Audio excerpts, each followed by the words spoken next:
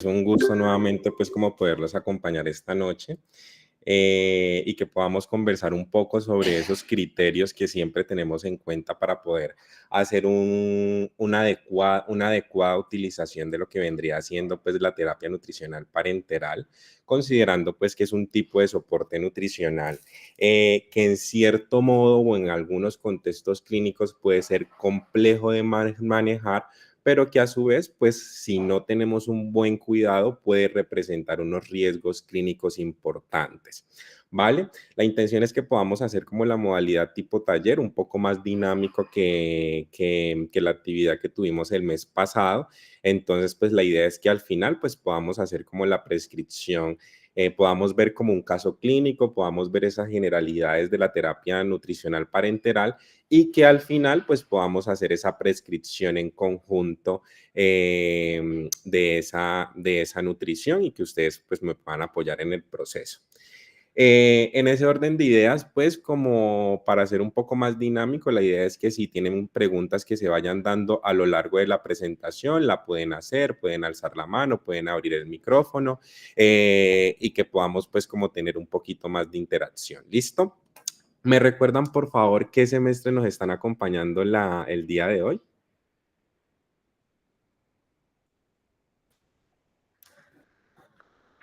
Yo soy de noveno ya. Ok, súper. Las compañeras, aprovechando que somos poquitos, podemos como ir conversando también. Ok, Madeline, sexto. ¿Ambas ya han visto nutrición clínica, soporte nutricional? Las compañeras de sexto. Súper, perfecto. Vale.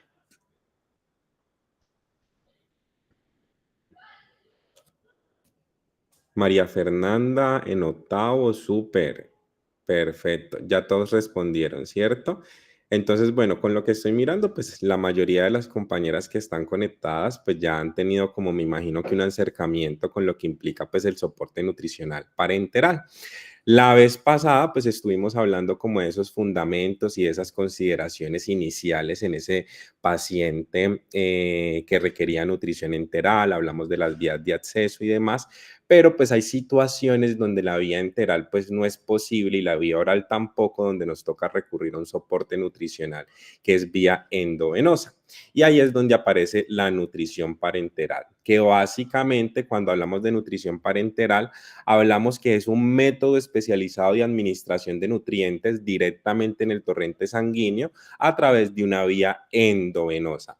Y hay algo muy importante que hay que tener en cuenta, es que este tipo de soporte es utilizado siempre y cuando el tracto gastrointestinal no pueda ser utilizado o este no sea suficiente para cubrir las necesidades nutricionales del paciente. Es decir, que siempre y cuando la vía enteral o la vía oral sea viable, pues este tipo de soporte nutricional pues no sería una opción. Y puede ser total o puede ser suplementario. Es decir, hay condiciones donde yo puedo dar soporte nutricional enteral, donde yo puedo utilizar la vía oral. Sin embargo, las condiciones funcionales del sistema digestivo no permiten que se alcance unas metas de volumen que asegure el requerimiento nutricional del paciente y por lo tanto tocaría de forma suplementaria, dependiendo del riesgo nutricional que tenga el paciente, completar el porcentaje del aporte calórico, proteico y de micronutrientes que no se logra cubrir por medio de la ingesta alimentaria o por la vía enteral. Ahora bien, pues esto ha llevado una historia desde por allá de los 1400, desde los 1940 se viene haciendo intentos de crear soluciones de nutrientes que fuesen viables para la administración directa al torrente sanguíneo. Al principio se encontraron algunas limitantes como el riesgo de flebitis, trombosis venosas y demás que conllevaran a que estas soluciones pues fuesen de muy alto riesgo. Entre los 1940 y los 1950 se vinieron especializando un poco estas soluciones de nutrientes para administración directamente por vía endovenosa, y a este señor, el doctor Dudrick, es a quien se le atribuye como el padre de la nutrición parenteral moderna. Digamos que tras el perfeccionamiento de esas soluciones endovenosas de nutrientes, poco a poco este caballero logró hacer unas mezclas estables de nutrientes, donde sus primeros estudios fueron realizados en perros, en modelo animal, donde se logró evidenciar que una nutrición parenteral prolongada con estas nuevas soluciones de nutrientes eran estables y permitían lograr el crecimiento normal o cercano a lo normal de estos modelos animales. Es muy importante tener en cuenta pues que los primeros estudios como tal del doctor Dudrick empezaron a aparecer en 1967, donde se hicieron pues administración en pacientes neonatales que nacían pues con falla intestinal, sea por síndrome de intestino corto congénito, fuese por enterocolitis necrotizante, logrando asegurar, pues digamos que esa ganancia ponderal a lo largo del tiempo, y ya posterior a ellos empezaron pues como a publicar esos resultados, consolidándose lo que hoy en día es la nutrición parenteral moderna o lo que utilizamos dentro de nuestras instituciones hoy en día. Además de eso, se estableció el acceso venoso central que permitía pues esa infusión segura y prolongada de la nutrición parenteral. Los primeros intentos fueron en vías periféricas, lo que aumentaba el riesgo de complicaciones tanto infecciosas, ¿sí? Porque se infectaban las vías de acceso, como mecánicas asociadas al dispositivos, como la flebitis y demás. ¿Qué impacto tuvo esto a lo largo del tiempo? Pues que ha favorecido que se reduzca la mortalidad en pacientes neonatos complejos, por ejemplo, en prematuros que tienen menores de 32 semanas de gestación, donde hay una inmadurez gastrointestinal aún que no permite pues que la vía enteral cubra requerimientos nutricionales, en pacientes con falla intestinal y en pacientes con cirugías complejas, donde por vía oral o enteral no se alcanzaban a cubrir esas necesidades totales de nutrientes. Y esto de verdad, la nutrición parenteral marcó un hito en la historia de la medicina, porque ha garantizado la supervivencia de pacientes sin función intestinal. Anteriormente, antes de los 1960, los pacientes que llegaban a presentar falla intestinal, es decir, esa capacidad insuficiente del intestino para absorber nutrientes, se consideraba pues como ya una condición fatalista, terminal, donde los únicos objetivos terapéuticos estaban centrados en reducir la tasa de complicaciones, ¿sí? Reducir la tasa de infecciones, las complicaciones de deshidratación, y esperar a que el paciente falleciera, ya que por el estado catabólico que conducía a la falla intestinal, por las pérdidas de electrolitos, no alcanzar esas metas nutricionales, los pacientes terminaban falleciendo por inanición.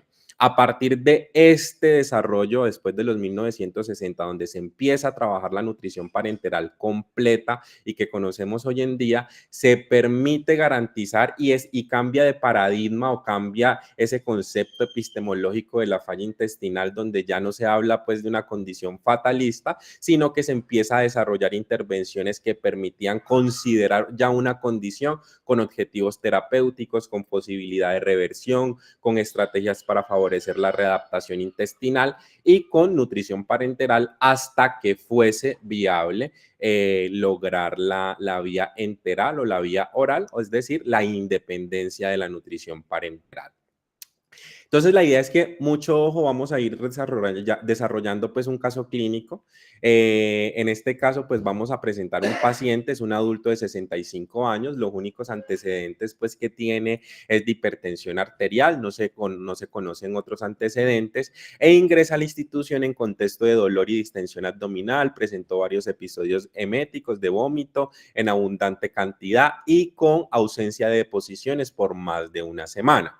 Se le hicieron pues como los estudios complementarios, se le hicieron ecografía abdominal, TAT de abdomen, donde se evidencia pues que en ese trayecto de ese sistema digestivo hay algo que está generando una zona de transición, es decir, se evidencia que hay una obstrucción de la vía digestiva y por lo tanto consideran que el paciente es candidato a un procedimiento quirúrgico.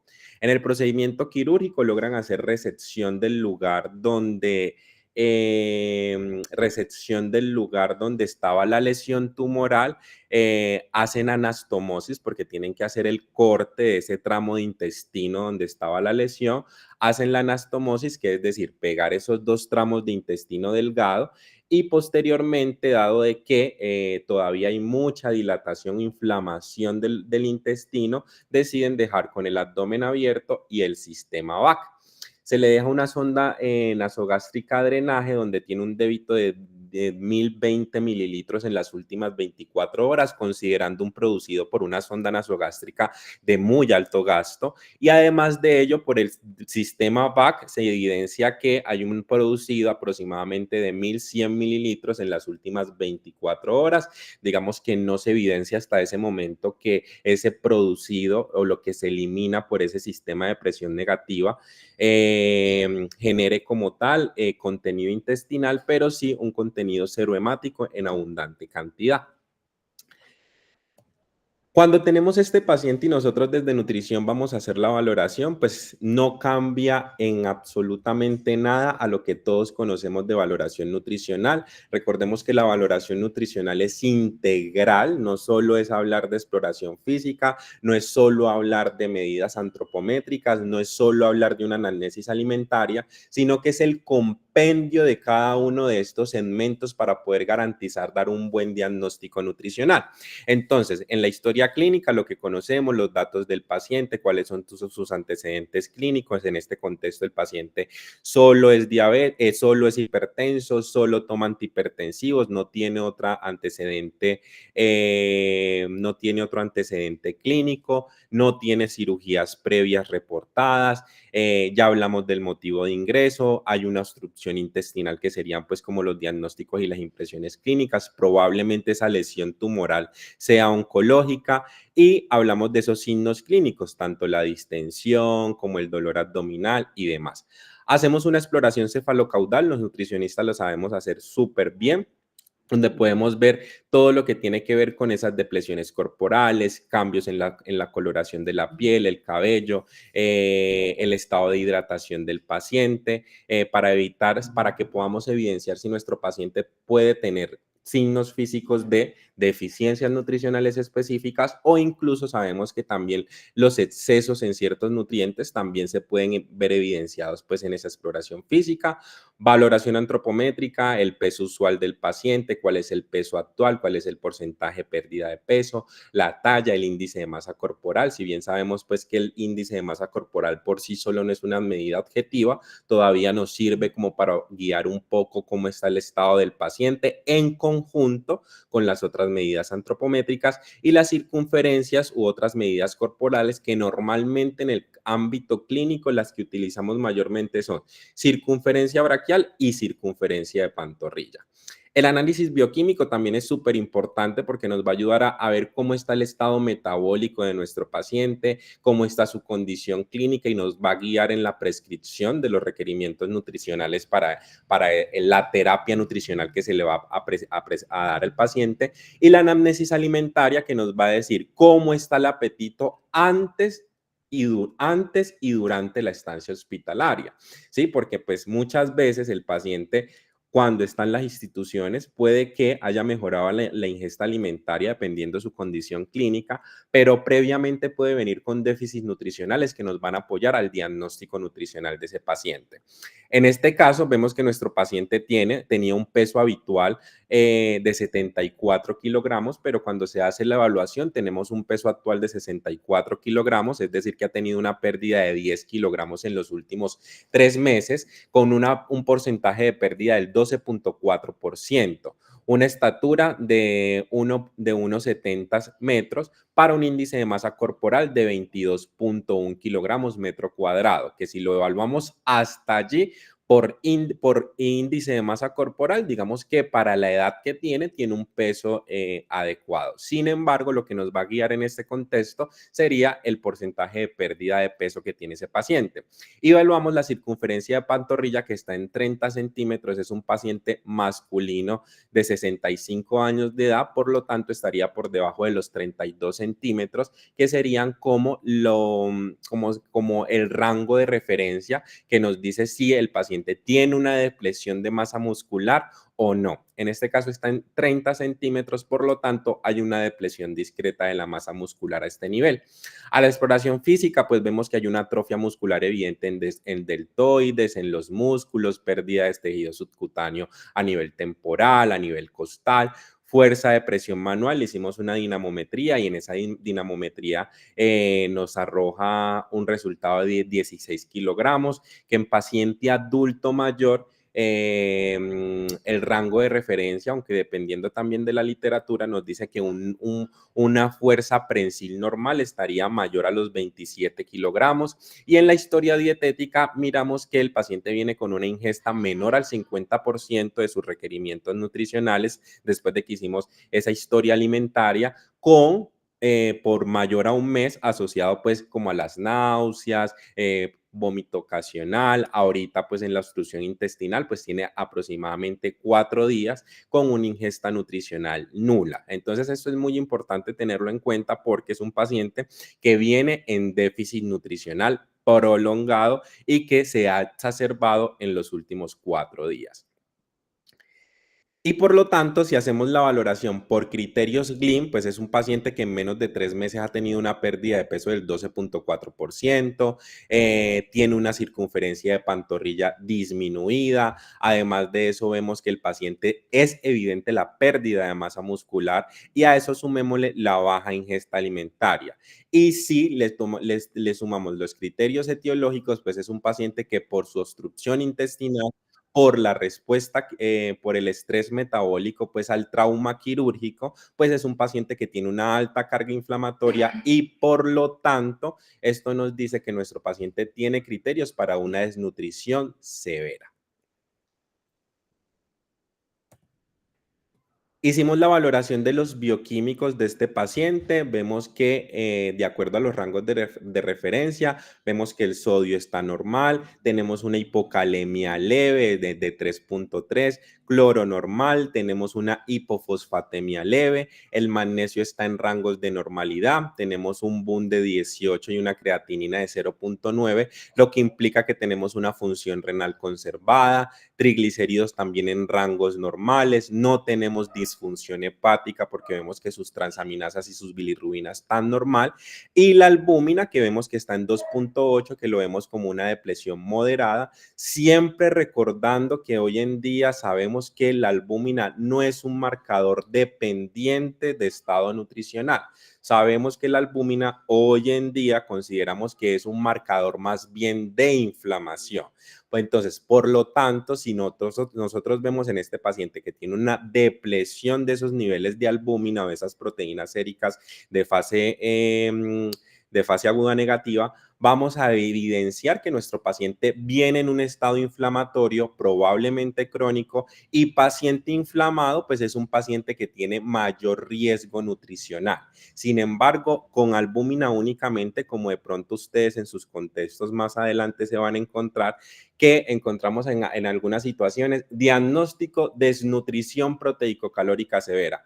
Paciente no ha tenido una pérdida de peso significativa, el paciente tiene una ingesta que supera entre el 60-80% de sus requerimientos nutricionales, pero pues tiene una enfermedad crónica que ejerce un estado de inflamación crónico prolongado que por lo tanto vamos a ver afectaciones en el estado de la albúmina más allá del estado nutricional del paciente. Entonces aquí, para tener muy en cuenta, nuestro paciente de base ya tiene una hipocalemia leve y este paciente ya tiene una hipofosfatemia leve y que son datos que vamos a tener muy en cuenta. Listo, entonces cuando nosotros ya vemos a este paciente, ya vemos que tiene un estado de desnutrición severa, ya evaluamos cuál es su condición clínica, vimos sus parámetros de laboratorio, entonces ahora vamos a ver cuál va a ser el método que vamos a utilizar para nutrir a este paciente, dependiendo de los objetivos terapéuticos que nos vayamos a plantear con el paciente. Muchas veces nuestro objetivo inicial tiene que ver más bien con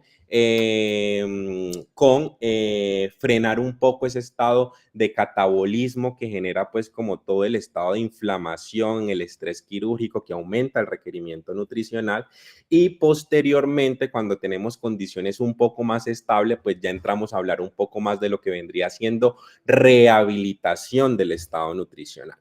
Entonces aquí, cuando ya pasamos a esto, pues ¿cuál va a ser la vía para alimentar a nuestro paciente? Entonces tenemos a este paciente que tiene indicado soporte nutricional. Ay, ¿dónde me deja? Me están escuchando claro, ¿cierto? Sí, está todo perfecto. Vale.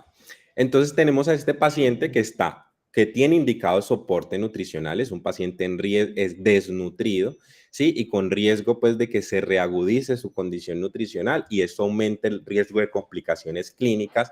Entonces vemos que es un paciente obstruido, que estaba obstruido, ya no está obstruido porque se resecó el tumor, sin embargo, pues tiene una anastomosis reciente y además de la anastomosis, vimos que los producidos por la sonda nasogástrica siguen siendo elevados, lo que probablemente puede indicar que este paciente tenga un hilio posoperatorio. Que un hilio posoperatorio básicamente es una reducción de la motilidad normal del intestino que conlleva que haya una acumulación de esos mismos producidos del tracto gastrointestinal y por lo tanto al colocar la sonda nasogástrica de drenaje, este contenido se devuelve porque pues la motilidad no permite de que haya un tránsito normal de esos fluidos. Entonces vimos que el paciente sigue con un hilio posoperatorio, no es viable con esa condición iniciar una nutrición enteral, entonces en este caso la nutrición enteral estaría contraindicada. Y como es un paciente que de forma prolongada ya viene con un déficit nutricional, el paciente además de eso viene con una ingesta nula por más de 4 días, entonces la nutrición parenteral, perdón, estaría indicada. ¿Qué consideraciones vamos a tener con este paciente? La situación clínica de nuestro paciente, listo, para determinar cuál va a ser la vía de acceso y la duración. Si uno espera, por ejemplo, que la duración de la terapia nutricional parenteral sea por muy corto tiempo, es decir, menor a 7 días, ¿vale? Pudiésemos considerar una nutrición parenteral por vía periférica. Cuando vemos que la nutrición parenteral puede ser prolongada, mayor a 7 días, requiere un alto volumen y una concentración elevada de nutrientes en pacientes hipercatabólicos, en este caso se considera que es viable en la nutrición una vía central. ¿Listo? Una vez definimos la vía de acceso, que igual ya vamos a hablar un poquito más de ellas, evaluamos si se le hace seguimiento, definimos la vía de acceso, se le inicia la terapia nutricional a este paciente, pero siempre vamos a estar evaluando si hay un retorno de la función gastrointestinal. Si no hay un retorno, pues nos toca continuar con una nutrición parenteral en los casos donde se haya iniciado periférica y ya haya cumplido, digamos que un tiempo determinado de 5 a 7 días, pues y vemos que no se logra recuperar una función normal de tracto gastrointestinal, entonces vamos a definir una vía central. En los casos donde se logre recuperar la función gastrointestinal, pues entonces vamos a optar por ir haciendo esa transición de una nutrición parenteral a una vía enteral u oral hasta que la vía oral o enteral logre alcanzar los requerimientos nutricionales del paciente para hacer el destete pertinente. ¿Hasta ahí estamos claros? ¿Tenemos alguna pregunta, alguna inquietud?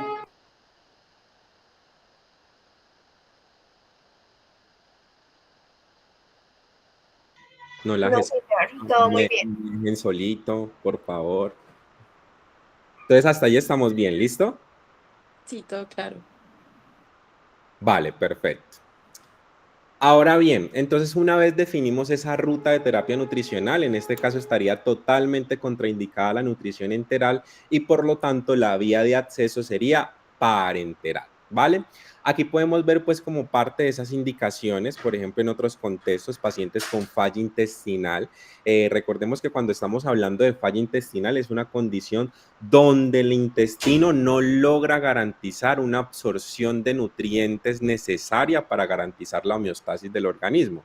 Es decir, esos mínimos vital básicos de nutrientes para garantizar pues que el cuerpo funcione como tiene que funcionar y por lo tanto se considera falla intestinal, que puede ser por un síndrome de intestino corto, es decir, porque hay una recepción muy extensa del sistema del intestino delgado, por fístulas intestinales de alto débito, por obstrucción, que es el caso del paciente que estamos hablando, por isquemias intestinales, es decir, que disminuyó el flujo sanguíneo hacia el intestino y por lo tal se necrosó, y pseudoobstrucciones, ¿sí? Que a veces hay una obstrucción parcial del intestino delgado por múltiples causas y esto también puede conllevar a una falla intestinal dependiendo la severidad de la pseudoobstrucción.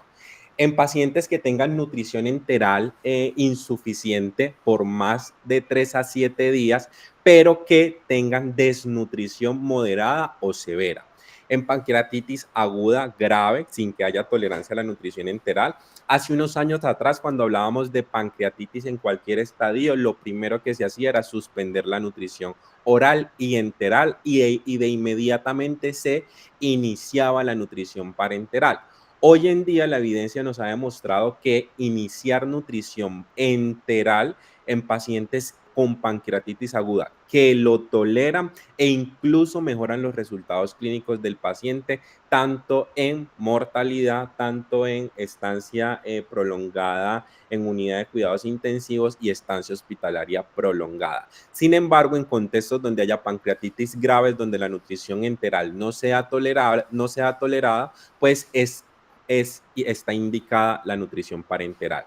En pacientes críticos u oncológicos sin opción de nutrición enteral, malabsorción severa o motilidad intestinal alterada, por ejemplo, en los casos de ilio, los ilios pueden ser posoperatorios, los ilios pueden ser metabólicos, ¿sí? Por ejemplo, en pacientes que tienen una falla renal severa, donde tenemos unos azoados, es decir, unos niveles de nitrógeno ureico muy elevados, podemos ver que esta condición metabólica alterada también puede conllevar alteraciones en la motilidad y por lo tanto en esos contextos donde haya ese tipo de alteraciones también está indicada la nutrición parenteral y en pacientes con falla intestinal crónica. Digamos que hay pacientes que incluso pueden estar mucho tiempo con nutrición parenteral por ciertas condiciones como un síndrome de intestino corto,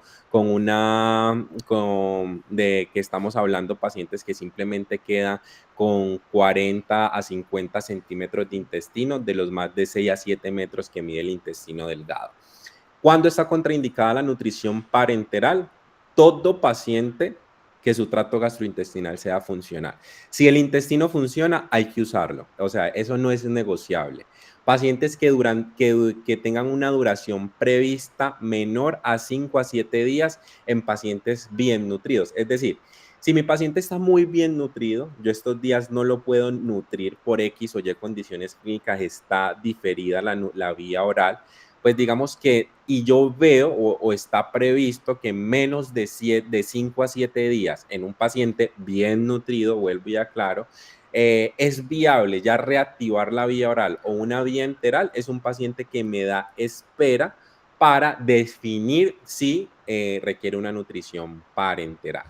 En pacientes con pronóstico terminal sin beneficio esperado, y esto lo trabajamos mucho en cuidados paliativos, porque se ha evidenciado que en pacientes cuando ya están en condiciones terminales y en fase final de vida, hay muchos estudios que nos demuestran que no mejora el confort del paciente, no mejora la condición clínica del paciente. Recordemos que hay enfermedades con alta carga de morbilidad, por ejemplo, en pacientes oncológicos cuando ya no son susceptibles a manejo médico, donde hay una trayectoria propia de esas enfermedades hasta el proceso de final de vida. Y en ese proceso, cuando iniciamos una nutrición parenteral o incluso la nutrición enteral, se ha evidenciado que no cambia ¿sí? La trayectoria misma de la enfermedad.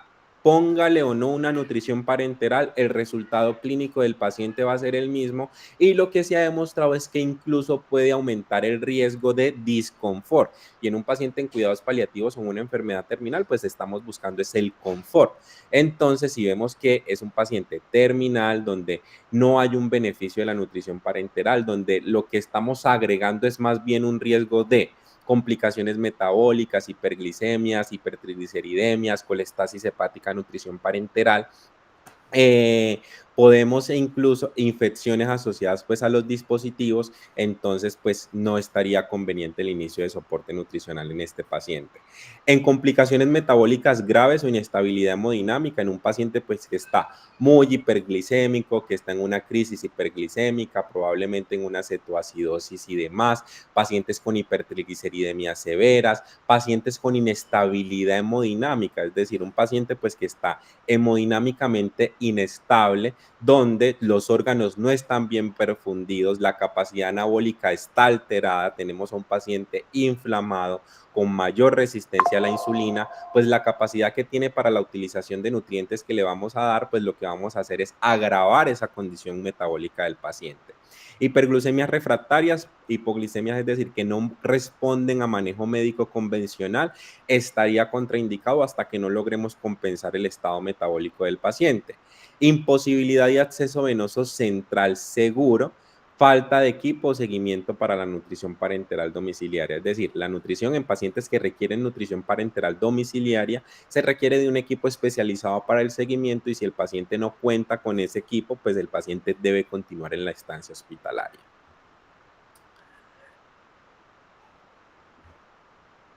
Hola Camila, cuéntame. Hola, buenas noches, Cristian. En el caso de que no se pueda realizar ni la nutrición parenteral ni la enteral, entonces, ¿qué se procede a hacer? ¿Cómo se le da esa nutrición? ¿No se mantiene en ayuno o qué? Pues digamos que las condiciones que no se permiten, digamos que utilizar perdón, no se permite ningún soporte nutricional en estas condiciones, por ejemplo, ¿preguntas por el caso específico de los paliativos o tienes de pronto en mente alguna condición específica? No, en general. Porque en general regularmente son pocas las condiciones donde uno puede decir es que ninguna de las dos vías es viable. Por ejemplo, en un paciente con inestabilidad hemodinámica, un paciente que está críticamente enfermo, un paciente que tiene medicamentos vasopresores, es decir, para que su presión esté normal, pues en esos pacientes muchas veces lo mejor es esperar hasta que su condición clínica se estabilice para poder utilizar alguna de las dos vías. Pero rara vez se ven condiciones, por no decir nunca, donde la vía parenteral no se pueda, porque pues digamos que si el intestino no funciona, pues hay múltiples técnicas para poder lograr un acceso venoso central, que igual vamos a hablar un poco más sobre los accesos. No sé si con eso respondí un poquito tu pregunta, Camila. No, sí, señor, gracias. Vale. Entonces, cuando hablamos de nutrición parenteral, recordemos que esta es una opción que se debe considerar siempre y cuando ya se hayan agotado todas las medidas para garantizar de que se pueda recuperar el tránsito intestinal normal. Entonces, por ejemplo, si yo tengo un paciente con un hilio, es decir, que la motilidad del intestino está frenada y no permite pues que haya un tránsito intestinal normal, pues hay que darle medicamentos para que recupere la motilidad normal. Entonces, en ese caso están los proquinéticos, que como la metoclopramida, como el ondansetron y demás, que van a favorecer de que se recupere ese movimiento normal del intestino.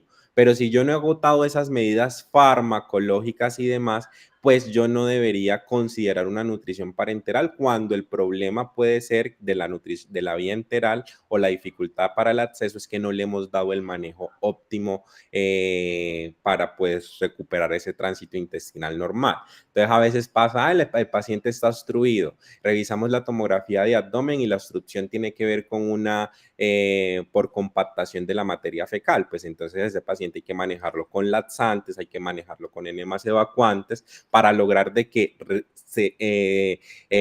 lograr sacarlo de esa impactación fecal y poder recuperar el tránsito intestinal. Entonces, nutrición parenteral cuando ya se hayan agotado las medidas para la utilización de la vía enteral. Ahora bien, una vez nosotros ya hablamos de las indicaciones, vimos que nuestro paciente sí es candidato a una nutrición parenteral, pues entonces lo que tenemos que empezar a ver con este paciente es cuáles van a ser las posibles vías de acceso para poder dar nutrientes por una vía endovenosa. Entonces, en este caso tenemos una nutrición parenteral central que tiene unas características específicas. Entonces, la nutrición parenteral central normalmente la consideramos total porque pues al ir por una vía central me permite asegurar todos los requerimientos nutricionales del paciente. ¿Listo? Pero al tener una alta carga de nutrientes tiene una mayor osmolaridad.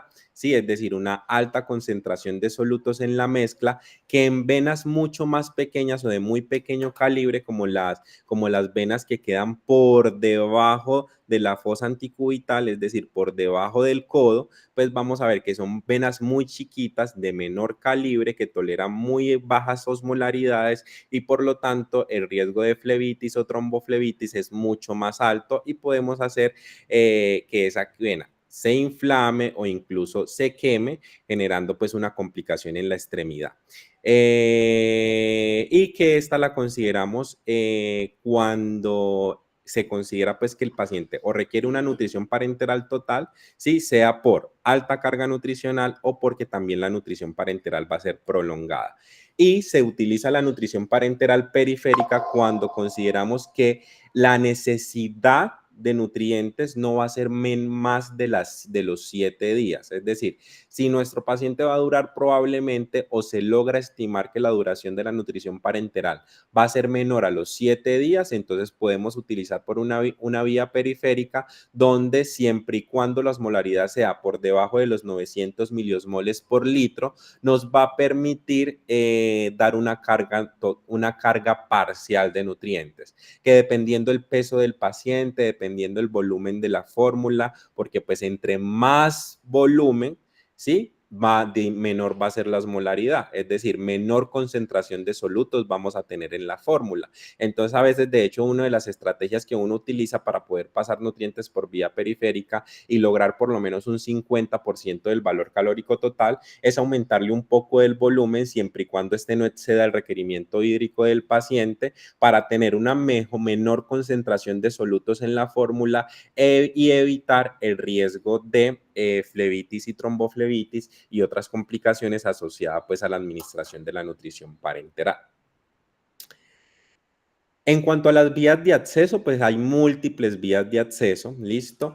¿Y qué va a depender la duración? Hola, Madeline. Hola, ¿me recuerdas porfa lo que soporta la osmolaridad del central? Del central, bueno, las vías de acceso central tienen una tolerancia mayor a los 900 miliosmoles por litro. ¿Listo? Entonces, toda solución parenteral, en este caso nutricional, que tenga una osmolaridad mayor a los 900 miliosmoles por litro debe pasarse por una vía central. ¿Sí? Que tolera osmolaridades altas, incluso mayores a los 1500 miliosmoles por litro, mayor a los 2000 miliosmoles por litro. Sin embargo, pues no se suelen utilizar osmolaridades tan elevadas. Que superen los 2000 miliosmoles por litro, pero digamos que la tolerancia pues a la osmolaridad es alta. Y las vías periféricas que siempre se optan por la basílica o la cefálica,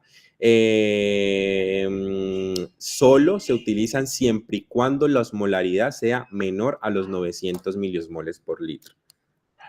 En algunas guías de práctica clínica ustedes van a encontrar que algunas literaturas hablan de menor a 800 miliosmoles por litro, pero la mayoría de los consensos, tanto los de accesos seguros de enfermería como los de las asociaciones de nutrición enteral y parenteral, pues en resumen hablamos de los 900 miliosmoles por litro, pero de pronto dependiendo de la literatura que revisen, pueden encontrar un rango entre 800 a 900 miliosmoles por litro por vía periférica y central mayor a los 900. ¿Vale, Madeline? Gracias.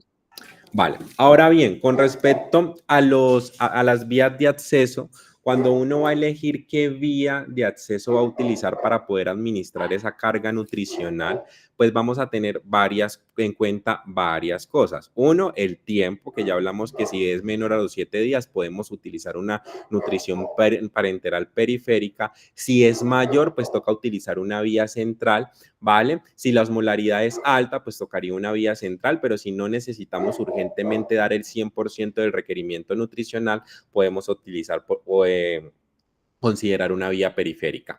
En cuanto a los catéteres, pues tenemos varias opciones de catéteres y lo que nos va a definir cuánto tiempo lo que nos va a definir cuál catéter vamos a utilizar para la administración de la nutrición parenteral tiene que ver en cierto modo también con la duración con la que vamos a utilizar el soporte nutricional. Entonces, por ejemplo, tenemos los catéteres centrales, pues como los convencionales, que normalmente se insertan pues por una vía, sea la subclavia, ¿listo? Donde se hace la inserción por la vena subclavia y esta desemboca en aurícula derecha, o se puede hacer también la inserción por la yugular interna, que también la punta del catéter desemboca en la aurícula derecha para que nos pueda tolerar esas altas osmolaridades. Pero la duración de estos catéteres no suele ser muy prolongada, ¿sí? Estos catéteres, pues, que son los que usualmente utilizamos en los ámbitos clínicos, dependiendo del protocolo institucional, pueda que el tiempo de duración sea entre los 21 días en algunos protocolos o se pueden extender hasta el mes. Cuando pasan estos rangos de tiempo, como los tenga establecido la institución donde vayan a estar, después de que hagan la evaluación, se hace la evaluación con el equipo de infectología y demás, pues toca hacer el cambio del catéter. Sin embargo, para condiciones más prolongadas está los catéteres tunelizados, listo, que es un catéter donde la inserción se hace subcutánea, vía subcutánea sobre el pectoral y posteriormente se hace la inserción por la subclavia. Esto permite que el sitio de inserción desde la parte externa a la parte interna no esté cercano directamente pues a la punción que se hace en la vena, y esto teóricamente lo que hace es que también hay un menor riesgo de infecciones asociadas al dispositivo. Digamos que en cuanto a riesgo de infecciones, entonces estaríamos hablando también que estos catéter venoso central cortos, estos catéter venosos, pues sean un poco más susceptibles a que hayan infecciones, porque digamos que la conexión externa hacia la vía venosa pues está directa, es directa. En este caso logramos esa inserción subcutánea, listo, un poco distal a donde se hace la inserción directamente de la vena. Y están los implantables, que son los que se utilizan normalmente en los pacientes oncológicos que les hacen quimioterapias, donde se hace la inserción de este reservorio que queda por debajo de la piel, y cada vez que se vaya a hacer la administración se hace la punción, no es dolorosa, para poder hacer la administración de la nutrición parenteral. Tanto el tunelizado como el catéter implantable tienen duraciones prolongadas, que incluso estamos hablando de los 3 a 6 meses de duración, al igual que los catéteres PI. Los catéteres PI, que son accesos venosos centrales, pero de inserción periférica. Es decir, que el catéter es muy largo, de forma que se puede hacer la inserción desde una vía distal, que puede ser la vía cefálica, basílica o cefálica delante del brazo, y por la longitud que tiene puede hacer que haga el trayecto por toda la basílica, pase el axilar, llegue a la subclavia y posteriormente desemboque en la aurícula derecha. ¿Listo? Por otro lado estarían las líneas medias, pero resulta que las líneas medias no tienen una longitud tan larga como los catéteres PI, ¿vale? Por lo tanto, muchas veces esta línea media, si ustedes lo alcanzan a ver aquí, no alcanza a desembocar hacia el axilar para después llegar por lo menos a la subclavia, que es de mayor calibre, sino que muchas veces queda sobre la basílica, listo, no pasa al axilar, y por lo tanto la osmolaridad que me tolera sigue siendo los mismos, por debajo de los mismos miliosmoles por litro. ¿Cuál es la recomendación versus a un absceso venoso corto, pues que son como los catéteres convencionales que utilizamos para cualquier tipo de punción? La diferencia es que estos catéteres pues tienen una duración un poco más prolongada. Si la línea media uno la pudiese utilizar hasta un mes, sin embargo, teniendo en cuenta que no voy a poder asegurar el 100% del requerimiento nutricional del paciente por esta vía. Entonces, como lo hablábamos acá, dentro de esos criterios, pues como para poder definir la elección, pues como de la vía de acceso que vamos a utilizar, va a depender del tiempo, ¿vale? La duración de la terapia nutricional parenteral, listo, va a depender de la osmolaridad, va a depender de la concentración de destroza, porque por ejemplo, si yo tengo un paciente donde de entrada mi requerimiento de destroza sea mayor al 10% o en algunas literaturas sobre el 12%, lo ideal es que como la destroza es una solución en alta concentración, es irritante, es vesicante, con alto riesgo de complicaciones en el acceso, en vías que no la toleran, entonces pues se debe optar por una vía central. ¿Listo? Si vemos que son pacientes requieren un soporte nutricional prolongado, mayor a 12 semanas, entonces vamos a considerar el PIT, vamos a considerar el tunelizado o vamos a considerar los catéteres implantables. Si la duración va a ser entre 4 a 12 semanas, pues podemos considerar más bien un PIT o puede ser un catéter venoso central no tunelizado, pues que son los convencionales que encontramos en las instituciones. ¿Hasta aquí todo claro? ¿Alguna inquietud? ¿Alguna pregunta? Con respecto a lo que decías de la dextrosa, que pues es irritante y no recuerdo la otra palabra que utilizaste para describirla, ¿eso se debe a la osmolaridad de la dextrosa? Sí, se debe a la concentración, ¿sí? Entonces, normalmente las destrozas vienen con concentraciones donde dependiendo de la concentración, pues van a tener una osmolaridad.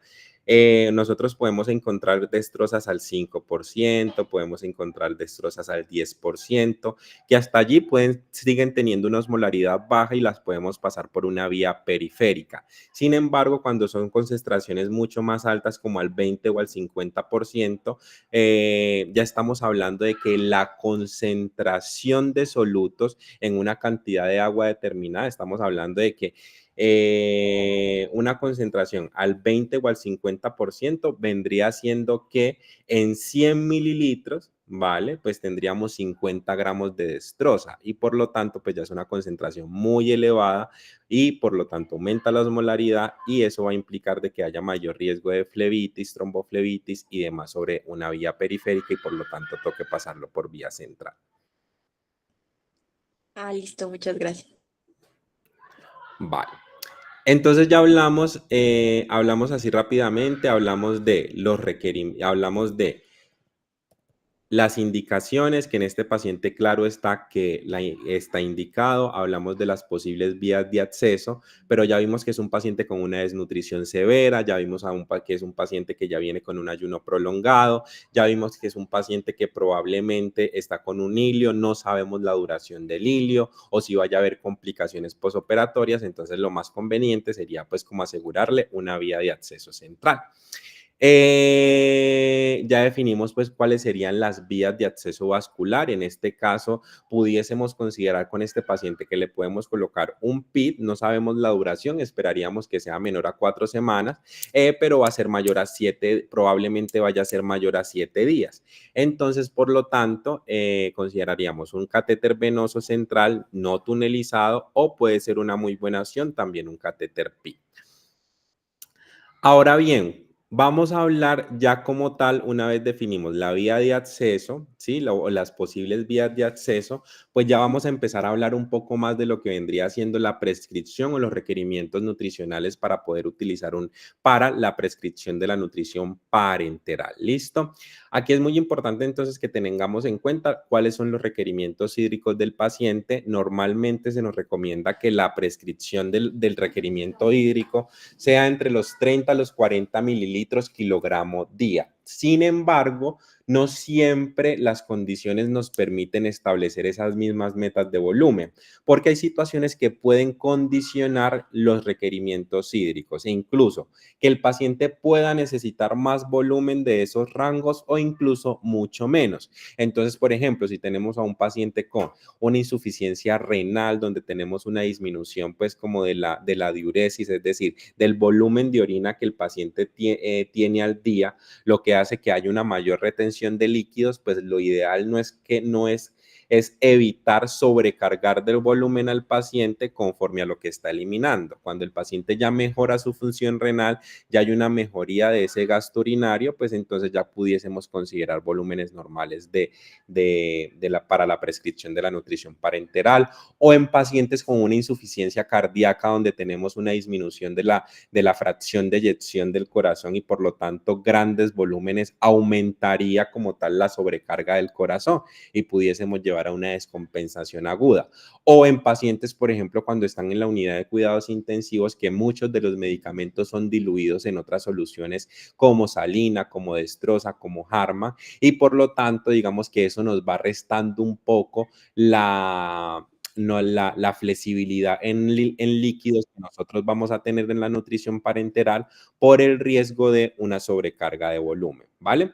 Entonces, digamos que esos son los rangos generales en pacientes estables. Sin embargo, la condición clínica del paciente nos puede llevar a que tengamos un aporte mayor o menor de líquidos endovenosos para la prescripción de la nutrición parenteral.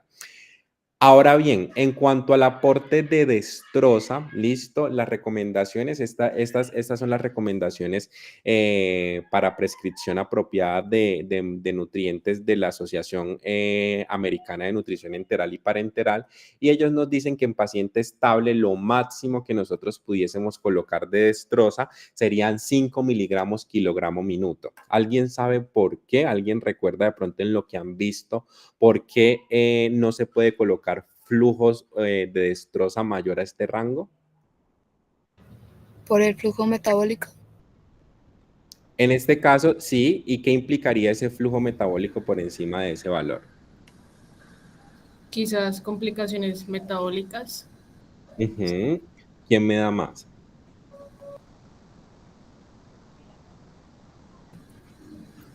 Hiperglicemias. Pudiese llevar a hiperglicemia, sí señora. ¿Qué más?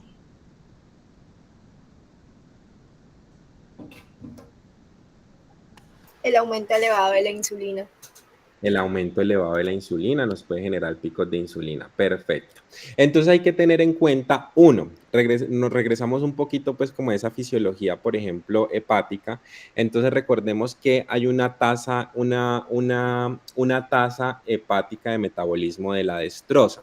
En este caso, si nosotros utilizaríamos aportes de dextrosa por encima de los 5 miligramos kilogramo minuto, estaríamos sobrepasando esa tasa que nos tolera el hígado para poder, digamos que hacer metabolismo apropiado de la cantidad de dextrosa que se está administrando. Y lo que ustedes dicen, eso nos va a llevar a que haya mayor riesgo de complicaciones como hiperglicemias, haya mayor riesgo de complicaciones como hipertrigliceridemia. Recordemos que cuando estamos haciendo prescripción de dextrosa y de cargas energéticas y de dextrosa como tal, digamos que lo único que condiciona la producción o el aumento de los triglicéridos en sangre no tiene que ver únicamente con la cantidad de lípidos que nosotros le administramos, sino que adicionalmente los excesos en el aporte de dextrosa, es decir, esa sobrecarga de energía en un tiempo determinado, también puede haber que haya un almacenamiento de ese exceso de energía en forma de ácidos grasos, lo que puede conllevar también a un aumento de los triglicéridos, lo que puede llevar a una esteatosis hepática y en casos más complejos puede llevar a colestasis hepática asociada a la nutrición parenteral.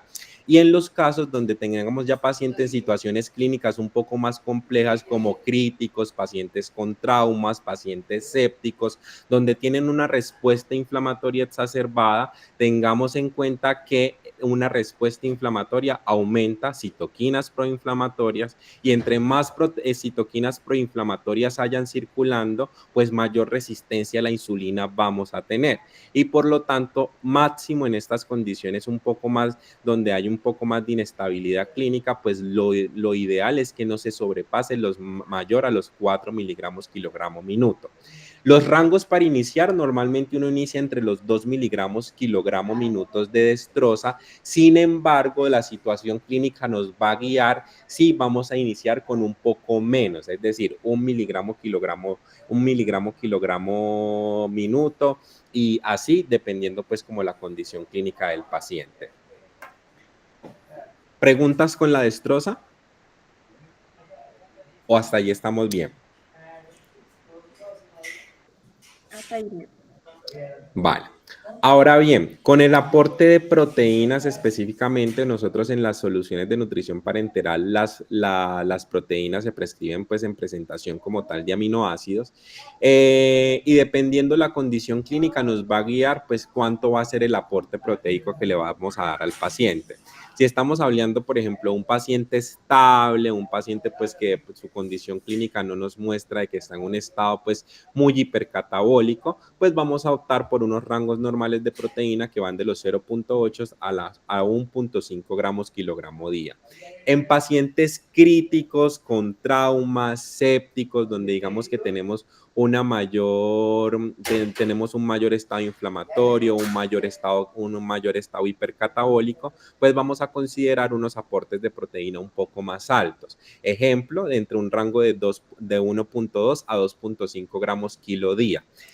Hay que tener en cuenta que en estas condiciones críticos, trauma y sépticos, pues vamos a tener en cuenta su condición actual, porque si nuestro paciente está en una condición aguda o reagudizada de su condición clínica, donde está mucho más inflamado, pues altas cargas de proteína están asociadas con mayor riesgo de complicaciones. Puede aumentar la acidosis metabólica, puede aumentar la sobrecarga renal y demás. Por lo tanto, iniciaríamos con unos aportes bajos de proteína y cuando su condición clínica esté un poco más estable, ya vamos progresando la cantidad de proteínas que le vamos a dar al paciente.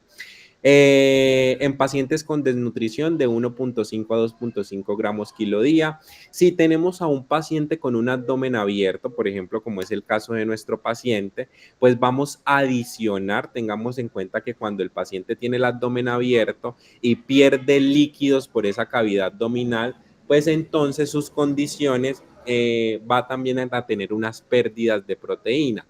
Por lo tanto, se recomienda que en pacientes que tengan una pérdida de exudado por la cavidad abdominal, sea por la terapia BAC artesanal o sea por la máquina como tal, como la imagen que vimos inicialmente, si tiene unas pérdidas mayores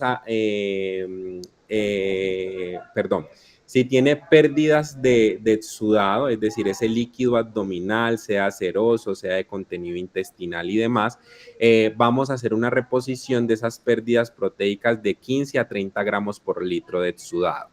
Lo mismo lo vamos a hacer para pacientes en terapia de reemplazo renal, es decir, que se sugiere adicionar en pacientes que tengan diálisis 0.2 gramos kilo día adicional para compensar las pérdidas de proteína en el proceso de hemodiálisis y no exceder los 2.5 gramos kilogramo día. En pacientes con insuficiencia renal aguda de 0.8 a 2 gramos kilogramo día, dependiendo pues como la cantidad de azoados que pueda tener el paciente. Es decir, si el paciente tiene un nitrógeno ureico muy elevado, pues no vamos a dar cargas proteicas muy elevadas porque pues el metabolismo de las proteínas va a llevar a un aumento de la producción de esos desechos nitrogenados. Entonces, cuando están un poco más compensados, ya vamos siendo un poquito más flexibles con la cantidad de proteínas que vamos a dar. Y en pacientes con obesidad se recomienda de 2 gramos a 2.5 gramos kilo día. En cuanto a los lípidos, se sugiere pues que los aportes no excedan 1 gramo kilogramo día, es decir, máximo que los aportes sean de 1.5 gramos kilogramo día. Aquí me equivoqué. 1.5 gramos kilo día. Entonces, en pacientes que están clínicamente estables, en pacientes que digamos que ya están en una fase donde estamos favoreciendo pues como ese proceso anabólico de recuperación nutricional, donde no hay complicaciones metabólicas, máximo podemos extendernos hasta 1.5 gramos kilo día, pero en pacientes de pronto que tengan un poco más de inestabilidad hemodinámica, todavía están en una fase aguda de su enfermedad, debemos optar por cargas proteicas un poco más bajas, por cargas de lípidos. ¿Listo? Importante con los lípidos que hay que tener en cuenta son los tipos de soluciones que vamos a utilizar en los lípidos. Por ejemplo, tenemos, digamos que unos lípidos que son, que tienen unas generaciones y las generaciones un poco más viejitas de segunda y de segunda generación hacia abajo, pues digamos que tenían un perfil de lípidos más ricos en omega 6, omega 9, con un equilibrio un poco no adecuado de ácidos grasos omega 3 y demás, que conllevaban a que por lo tanto esta cantidad elevada de omega 6 y omega 9 generar una respuesta más bien proinflamatoria, listo, y aumentaba el riesgo de hipertrigliceridemias y colestasis hepática asociada a la nutrición parenteral. Hoy contamos con soluciones de lípidos un poco más equilibradas que vienen con un porcentaje aproximadamente del 15% con omega 3 de aceite de pescado, tiene un mejor equilibrio entre esos triglicéridos de cadena media, esos triglicéridos de cadena larga, lo que permite que estas fórmulas a nivel hepático y metabólico pues sean también, estas soluciones sean mejor toleradas, ¿listo? Entonces siempre vamos a utilizar estos lípidos de cuarta generación, preferible de tercera y cuarta generación, que tienen un perfil de lípidos un poco más antiinflamatorio versus las soluciones de lípido más viejitas, muy bajas o nulas de aporte de omega 3, que tenían un perfil más proinflamatorio. Y esto era lo que les hablaba, que por ejemplo en esos pacientes quirúrgicos debemos de tener en cuenta, o en pacientes críticos, es esa respuesta metabólica al estrés, ¿vale? Este paciente que nosotros estamos hablando es un paciente que venía desnutrido, ya venía con una muy baja ingesta alimentaria, tuvo una complicación aguda que lo llevó a una cirugía de urgencias. Por lo tanto, vemos que durante estas primeras 48 horas, pues vamos a tener una fase EP o una fase aguda de esa respuesta inflamatoria o esa respuesta metabólica al trauma quirúrgico, donde se caracteriza de una fase donde hay posiblemente inestabilidad hemodinámica, hay una disminución de la perfusión pues de los diferentes órganos, el paciente requiere un proceso de reanimación, tanto puede ser hídrica inicialmente, pero que cuando esta reanimación hídrica pues no compensa pues como la cantidad de volumen intravascular que permite unos niveles de presión estable y demás, pues ya toca recurrir pues a un soporte allá a medicamentos como los vasopresores, sea norepinefrina, sea vasopresina y demás. En este caso, pues es un paciente que en lo que comentamos inicialmente no estaba pues como con una condición clínica crítica, por lo tanto, después de esa cirugía esperaríamos que esa respuesta, ese estrés metabólico al trauma, pues podamos resolverlo durante las primeras 48 horas y posterior a esas 48 horas podamos tener una reperfusión normal de todos esos tejidos y esos órganos. Por lo tanto, en estas primeras 48 horas, 24 a 48 horas, no utilizamos el 100% de los requerimientos energéticos y por lo tanto, por eso les decía que inicialmente iniciábamos con 2 miligramos kilogramo minuto para poder orientar ese requerimiento energético del paciente. Posterior a ello, listo, vamos a ir optimizando conforme a la condición clínica del paciente se mantenga estable. Digamos que en esta fase de transición vamos a ir optimizando los requerimientos nutricionales del paciente y en esa fase flow donde ya digamos logramos tener condiciones para generar un mejor ambiente anabólico y poder hablar un poco más del proceso de rehabilitación y donde hay una mejor tolerancia de nutrientes que ya se vendría dando entre los primeros 3 a 7 días, pues ya podemos dar un soporte nutricional óptimo. Ahora bien, datos importantes que vimos anteriormente y nos condicionan algo que se llama síndrome de realimentación. ¿Alguien se recuerda del síndrome de realimentación? ¿Recuerdan el concepto de qué se trata, qué han escuchado? ¿Es grave, no es grave? Es cuando se le da unos requerimientos como muy altos, muy rápido, y entonces básicamente el cuerpo reacciona eh, como generando una inestabilidad, inestabilidad termodinámica. eh, no me acuerdo como que los datos exactos, pero sí es grave.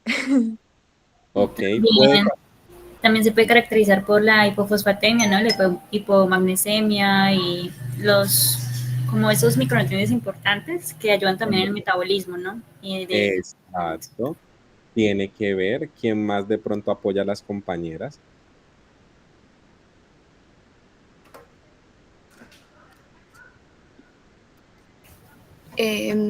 Bueno, también se puede dar, pero por un tiempo prolongado a una inanición de, ay, a ver, ¿cómo le explico? Pues a un tiempo prolongado de que pues, la persona no recibió alimento Ajá, y se pasa de un proceso anabólico a un proceso catabólico. ajá. Eh, Básicamente eso. Es que eso Eh, ahí ocurren un poco de procesos, pero es muy bioquímica. Básicamente lo vamos a resumir, pero digamos que los conceptos que ustedes están manifestando, pues en términos generales, está muy bien como dentro de esa generalidad de lo que implica un síndrome de realimentación. Entonces hay que tener en cuenta que el paciente este paciente, por ejemplo, que viene 4 días de ayuno prolongado porque su obstrucción, su cirugía no lo ha permitido comer, pero además de eso que viene hace más de un mes con un déficit calórico, un balance energético negativo, más del 50% de su requerimiento energético total, pues es un paciente que viene con una desnutrición severa, listo, y en esa desnutrición severa, pues hay pérdidas de proteínas, de vitaminas, de minerales, que por lo tanto entramos en un estado de ayuno prolongado y ese estado de ayuno prolongado pues va a conllevar a que haya un aumento de la gluconeogénesis y un catabolismo proteico precisamente para producir glucosa a expensa de lo que tenemos de los sustratos que tenemos reservados. Entonces hay un catabolismo de esas fuentes, de esas reservas de proteína a nivel muscular. Primero hay un agotamiento pues como tal de glucógeno muscular y hepático y posteriormente hay un proceso de gluconeogénesis donde hay una degradación de esos aminoácidos y esos aminoácidos van a hacer un proceso donde van a hacer un proceso de gluconeogénesis para transformarse en glucosa y poder ser fuente de energía. Como hay un estado de inanición, listo, prolongado, donde el cuerpo está tratando de regularse con sus propias reservas y vengo yo y digo, listo, ya después de este proceso donde hubo un balance energético muy negativo, listo, donde hay un proceso catabólico, de catabolismo proteico, estoy produciendo glucosa a partir de esos aminoácidos, entonces, y yo decido iniciar la nutrición, pues esto va a tener una respuesta. ¿Cuál es esa respuesta? Que si yo inicio nutrición, ¿vale? Con una carga de carbohidratos o una carga de nutrientes, esto me va a conllevar a que haya una acción de la insulina. Es decir, si entra nuevamente carbohidratos, glucosa al torrente sanguíneo a partir de los carbohidratos de la dieta o del soporte nutricional, vamos a tener un aumento de la liberación de insulina, cosa que va a permitir que haya una respuesta anabólica, ¿listo? Esta respuesta anabólica implica que por medio de la célula, a partir de la acción de la insulina, pues vamos a tener una mejor captación de la glucosa, ¿listo? Es decir, de nivel extracelular a nivel intracelular para producir energía a partir de esta glucosa. Pero recordemos que la vitamina B1 o la tiamina hace parte o es cofactor en esa ruta metabólica de los carbohidratos para producir energía. Por lo tanto, va a aumentar también el consumo de tiamina hacia la célula para favorecer energía. Y esto va a inducir a que mayor aporte de energía pues va a restablecer la síntesis proteica. ¿Cuál es el problema? Que en un estado de inanición, y recordemos que cuando la insulina se une a esos receptores para permitir la entrada de glucosa, Junto con ella se nos van otros electrolitos, principalmente sodio, potasio y magnesio. ¿Listo? Al entrar también estos electrolitos que también participan en ese proceso de producción de energía, recordemos que el fósforo tiene que ver en ese proceso de fosforilación oxidativa, pues que resulta pues como en la que mejor, que nos permite tener un mayor número de ATP, de energía, pues, entonces aumenta su consumo. Pero el consumo de estos electrolitos a la célula ingresa de forma tan acelerada, ¿sí? Porque pues viene en un estado de inanición y la célula dice, venga, es que yo estoy en déficit y ya empezó a llegar, empecemos a absorber todo lo que más podamos ya que está llegando. Eso implica que hay un aumento acelerado de estos electrolitos y de tiamina para el proceso del metabolismo de estos carbohidratos, que a nivel extracelular nos va a dejar estos niveles muy bajitos en la sangre, porque la mayoría de esto se nos va a ir al interior de las células. Esto va a conllevar a complicaciones metabólicas, que a nivel sanguíneo nos va a dejar potasio muy bajo en la sangre, magnesio muy bajo en la sangre, fósforo muy bajo en la sangre, déficit de tiamina, y recordemos que estos electrolitos son importantes en diferente función de órganos. Recordemos que tienen que ver, por ejemplo, el fósforo y el potasio participan también en ese proceso de contracción miocárdica que permite pues que haya una adecuada frecuencia cardíaca en esa actividad eléctrica del corazón, y por lo tanto estos cambios pueden conducir a arritmias, y estas descompensaciones miocárdicas pues también pueden llevar a un riesgo de falla multiorgánica, que el paciente por una muy mala administración de una carga nutricional puede fallecer por complicaciones asociadas a al síndrome de realimentación. Es decir, lleva a la disfunción normal de estos órganos que, si no es compensada de forma temprana, puede causarle la muerte al paciente.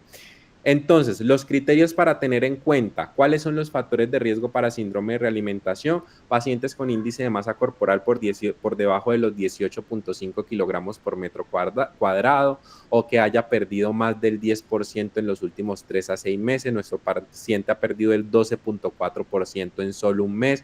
Poca o nula ingesta nutricional durante más de 5 días, o tratamientos de antiácidos y diuréticos. Entonces, en este paciente que nosotros tenemos aquí, si bien el índice de masa corporal en estas dos clasificaciones de riesgo que tenemos aquí no cumple, sí tenemos un paciente que ha tenido una pérdida acelerada del peso corporal, sí tenemos un paciente que tiene una muy baja ingesta en los últimos 4 días, pero que además de eso viene muy baja desde hace más de un mes.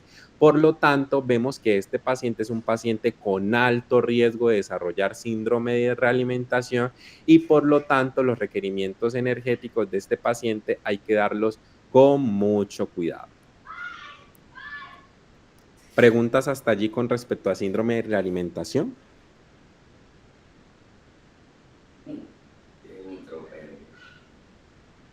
Profe, no, todo muy claro. ¿Todo claro hasta allí? Perfecto.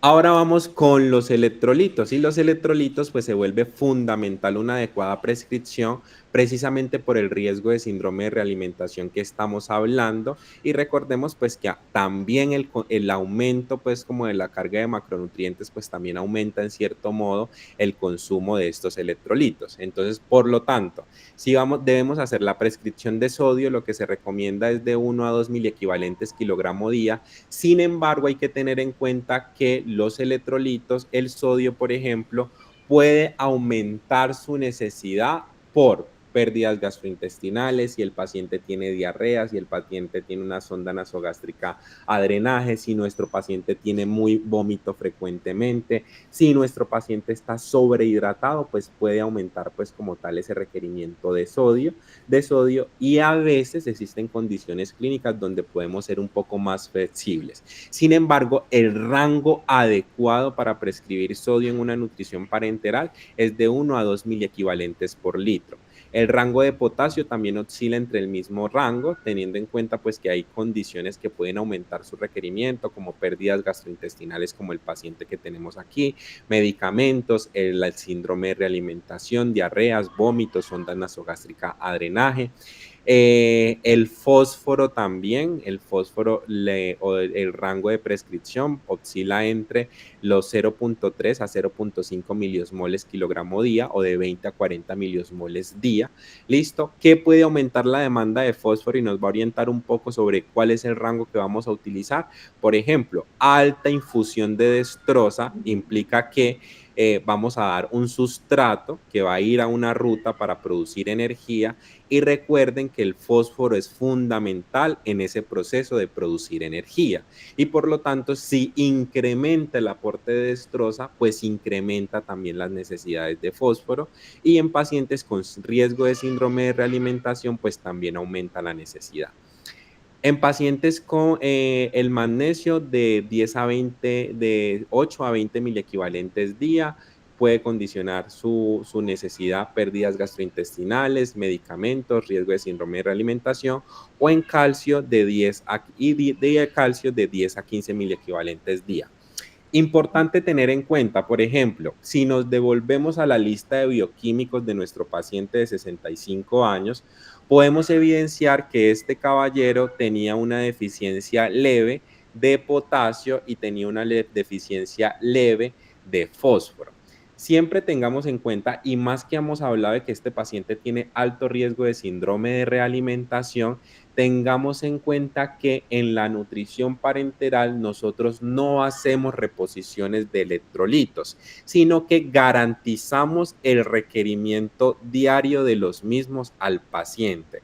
Por lo tanto, lo ideal es que en pacientes, antes de iniciar la nutrición parenteral, cuando vemos deficiencias de electrolitos, aunque en este caso fue leve, se debe primero hacer la reposición de la deficiencia, para ahora sí nosotros en la nutrición parenteral ingresar, dar el requerimiento de electrolitos normal del paciente. En cuanto a los micronutrientes, aquí vemos los requerimientos de vitaminas. Normalmente no hacemos prescripciones individuales como en los otros macronutrientes, pero sí lo importante que debemos tener es que en los viales comerciales que nosotros encontramos actualmente, y si le damos una revisión a la ficha técnica, un solo vial no alcanza los requerimientos usualmente de ciertas vitaminas hidrosolubles, específicamente tiamina, que ya hablamos de la importancia de la tiamina en el proceso de realimentación. Por lo tanto debemos alcanzar unos valores óptimos. No alcanzan los requerimientos diarios recomendados de ácido fólico y tampoco de vitamina C. Y recordemos, por ejemplo, que la vitamina C pues tiene un potencial antioxidante importante que se vuelve conveniente en estos pacientes pues que tienen una respuesta inflamatoria pues muy elevada, y nos puede ayudar desde su potencial antioxidante pues ayudar a modular un poco esa respuesta inflamatoria.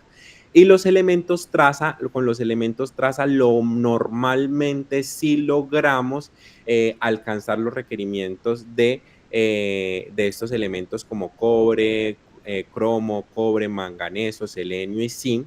Sin embargo, en estados donde el paciente está muy hipercatabólico, en estados donde el paciente está inflamado y en estados donde el paciente, por ejemplo, puede tener infecciones adicionales, pues digamos que hay nutrientes como el selenio y el zinc que aumentan su necesidad.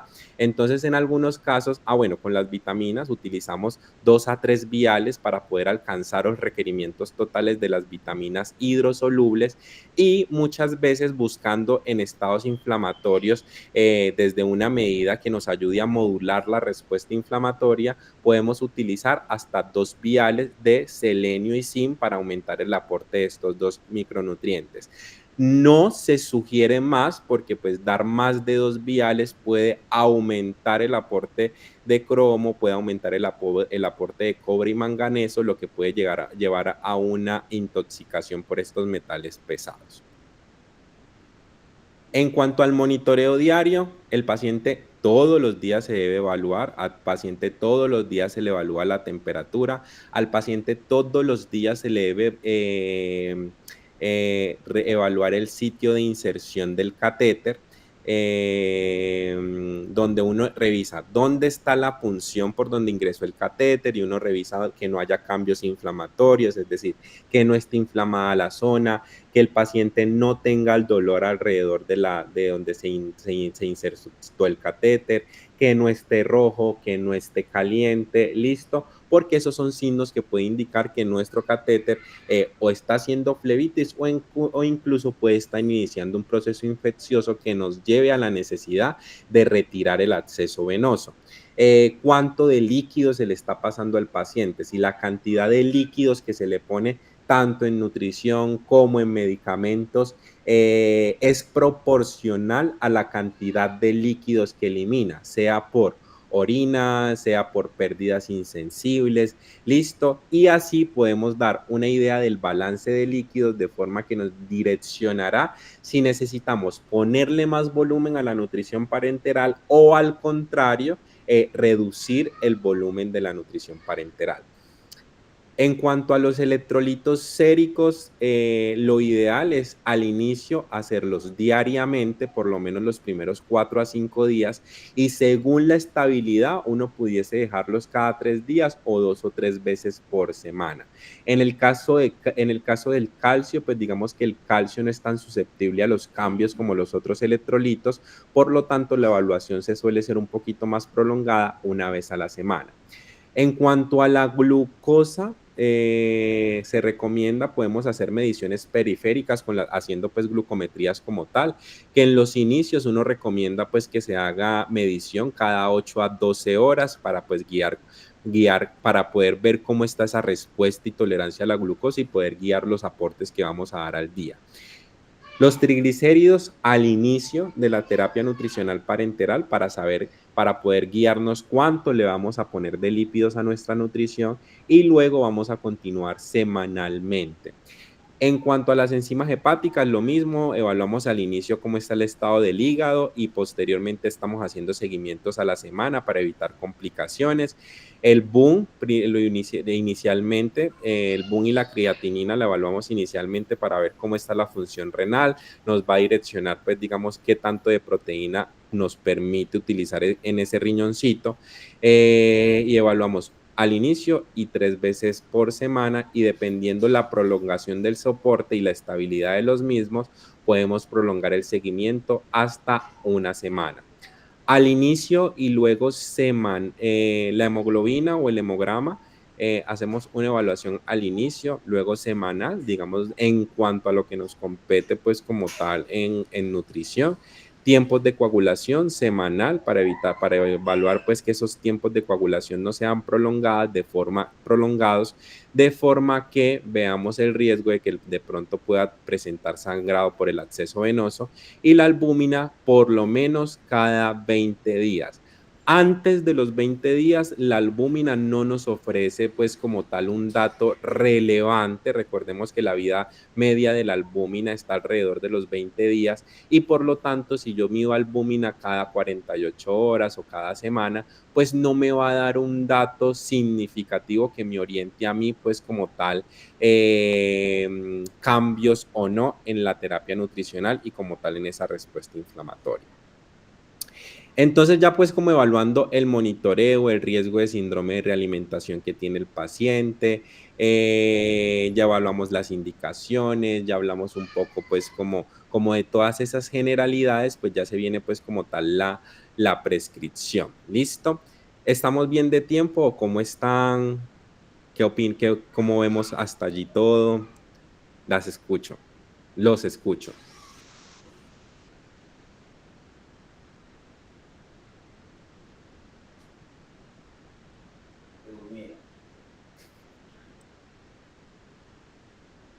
Acá.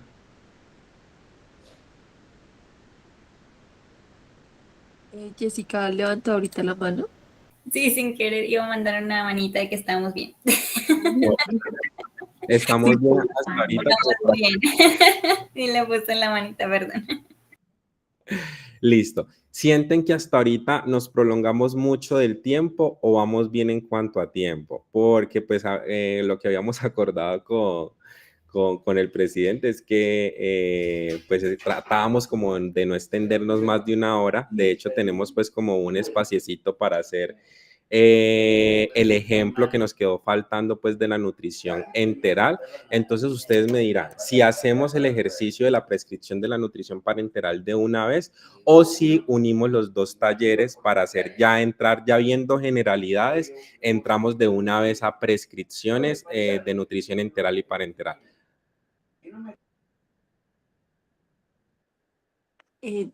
Yo creo que ya depende de las chicas, como si están bien con quedarse más tiempito. Si quieren, pongan como un dedito, la manito para arriba. Porque si no, podemos programar para la próxima semana y para que el espacio pues no sea como tan denso, sacamos pues como los dos ejemplitos de prescripción. Ya ustedes me dirán, como ustedes quieran, está bien. Sino que pues sé que me extendí con el tiempo de pronto que habíamos acordado para la actividad. Aquí Camilo escribe que porfa en otra ocasión, que hay parcial mañana. Sí, Entonces, Kiara, ¿cierto? sí, sí, señor. Tú me dirás si sacamos entonces el espaciecito para la próxima semana y hacemos el tallercito en una horita de la prescripción de los dos soportes, pues ya por lo menos logramos como abarcar las generalidades de ambos soportes y para que el espacio pues ya sea menos denso y en vista pues como por lo que mencionan las compañeras, lo podamos hacer con mayor facilidad. No sé si por los temas de cronograma que ustedes manejan y demás, pues hay algún inconveniente. Sí, yo creo que no habría tanto inconveniente, tocaría mirar especialmente con las actividades del ENENT. Ajá, Digamos, a partir del jueves, no, pues ahí no se podría, tocaría cuadrar lunes, martes o miércoles. ajá, Entonces ahí ya eh, sería, lo voy a consultar con la junta para ver ajá, si no hay nada planeado del ENENT en esos 3 días. ajá, Y pues por medio de Dani nos comunicamos para cuadrar la fecha y ujú. hacemos la reunión para poder terminar entonces eso y que también nos quedemos como con el ejercicio completo. Vale, porque pues uno puede intentar hacer en un tiempo corto la prescripción, pero pues yo siento que si no pasamos pues como por las generalidades, pues también nos quedaría como huecos o vacíos si de una vez entráramos a hacer como la prescripción. Entonces yo creo que pues como que con esta introducción nos daría pues como un poco un pie para que podamos entrar en la próxima a hacer